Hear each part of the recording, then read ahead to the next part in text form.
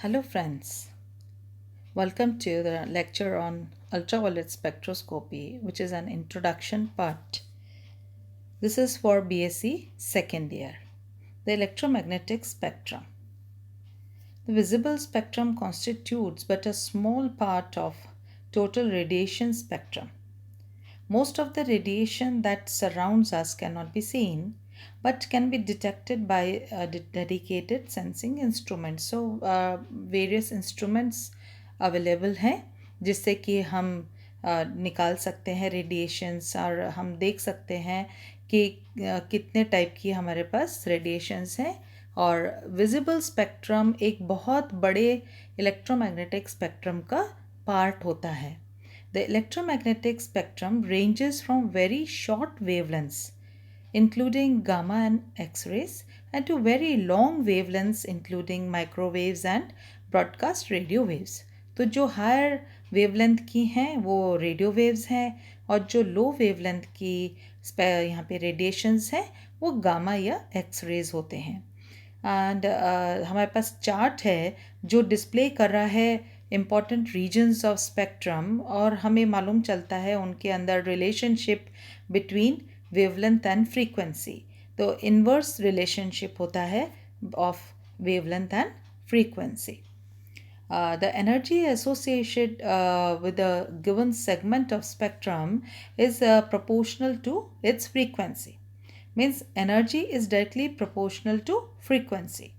और ये नीचे दिए गए इक्वेशन है जो रिलेशनशिप को डिस्क्राइब कर रहे हैं, which provides the energy carried by a photon of a given wavelength of radiation. तो इलेक्ट्रोमैग्नेटिक स्पेक्ट्रम है. अब इसमें हम देखते हैं वेवलेंथ जो लेफ़्ट में है वहाँ पर वेवलेंथ तो कम है लेकिन एनर्जी बहुत ज़्यादा है, और जब हम लेफ़्ट टू राइट जाएंगे तो एनर्जी तो डिक्रीज़ हो रही है और वेवलेंथ इंक्रीज़ हो रही है.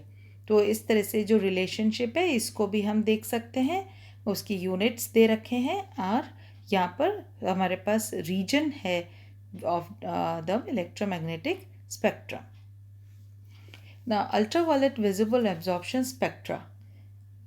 To understand why some compounds are colored and others are not, and to determine the relationship of conjugation to color, we must make accurate measurements of light absorption at different wavelengths in and near the visible part of the spectrum. ऐसा क्यों है कि कुछ compounds तो coloured हैं जबकि दूसरे नहीं हैं, और ऐसा क्या है कि कलर और कॉन्जुगेशन यानी संयुग्मन का रिलेशनशिप है, और कुछ एक्यूरेट हमें मेजरमेंट्स लेने पड़ते हैं जहाँ पर एब्जॉर्प्शन ऑफ लाइट ऐसा है एट डिफरेंट वेवलेंथ्स, और तब हमें मालूम चलता है कि किस तरह से लाइट वेवलेंथ और ये एनर्जी किस तरह से डिटरमिन कर सकती है relationship of conjugation to colour. तो कमर्शियल ऑप्टिकल स्पेक्ट्रोमीटर्स अवेलेबल हैं जहाँ पे ये सब एक्सपेरिमेंट्स हम कैरी आउट कर सकते हैं. So the energies are sufficient to promote or excite a molecular electron to a higher energy orbital. जब हम कॉन्जुगेशन की बात करते हैं तो वहाँ पर हमारे पास पाई इलेक्ट्रॉन्स आते हैं, तो ये वाले इलेक्ट्रॉन्स एक्साइट हो जाते हैं कुछ एनर्जी प्राप्त करके. Consequently, absorption spectroscopy carried out in this region is sometimes called electronic spectroscopy, क्योंकि यहाँ पर इलेक्ट्रॉन्स का ट्रांजिशन होता है, एक्साइटेशन होता है बाय एब्जॉर्प्शन ऑफ रेडिएशंस, तो ये स्पेक्ट्रोस्कोपी को हम इलेक्ट्रॉनिक स्पेक्ट्रोस्कोपी भी कहते हैं. एक डायग्राम है जहाँ पर वेरियस काइंड्स ऑफ इलेक्ट्रॉनिक एक्साइटेशंस हमने दे रखे हैं और 6 ट्रांजिशंस आउटलाइन किए हुए हैं लोएस्ट टू हाईएस्ट, और ये जो एक्साइटेशंस होते हैं उसके लिए एनर्जी जो रिक्वायर्ड वो है between 200 to 800 nanometer spectrum. So as a rule, energetically favored electronic promotion will be from highest occupied molecular orbital to lowest unoccupied molecular orbital, HOMO to LUMO, and the resulting species is called an excited state. अगर कोई electron highest occupied molecular orbital से lowest unoccupied molecular orbital में जाता है तो ये state excited state कहलाती है. So this is the diagram exhibiting the transitions. Sigma bonding है और sigma star is anti-bonding. तो एक transition ये है. दूसरा from pi to pi star, bonding to anti-bonding, pi to pi star. फिर sigma to pi star ये भी है. फिर हमारे पास non-bonding electrons हैं, n to sigma star and n to pi star.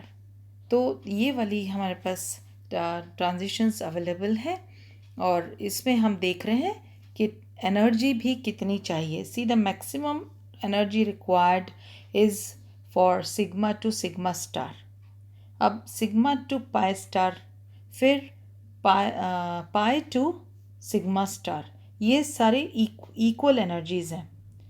लेकिन सबसे कम जो एनर्जी रिक्वायर्ड है वो है एन टू पाई स्टार या पाई टू पाई स्टार. तो ये एनर्जी अवेलेबल हो जाती है for excitation of pi electrons और इसलिए अल्ट्रा वायलेट विजिबल स्पेक्ट्रोस्कोपी में हम ये ट्रांजिशंस स्टडी कर सकते हैं.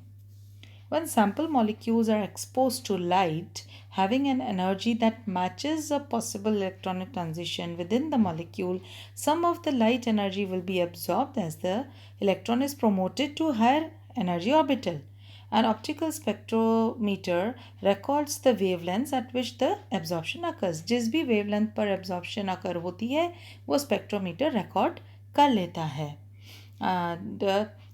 Together with the degree of absorption at each wavelength. Her wavelength पर degree of absorption भी उसके अंदर record हो जाता है. So the resulting spectrum, जो हमें spectrum मिलता है वो क्या है? It is represented as a graph of absorbance A versus wavelength. Right? Absorbance क्या है?